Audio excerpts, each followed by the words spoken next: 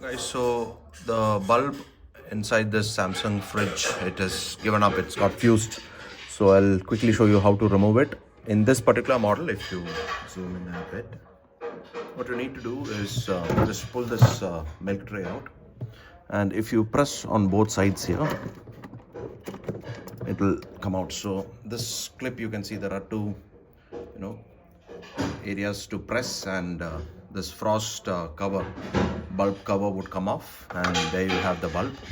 This is a threaded type E14 base bulb, so you can just unscrew it from the base.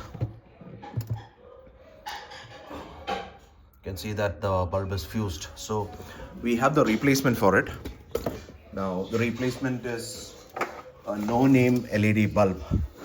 So the base is E14. This is a Samsung fridge. It may typically a fridge would use an E14 or an E12 base bulb. So the best thing to do is remove the bulb and take it to a nearby dealer that deals with spare parts for refrigerators, and he would guide you with the right bulb. Just screw this back in.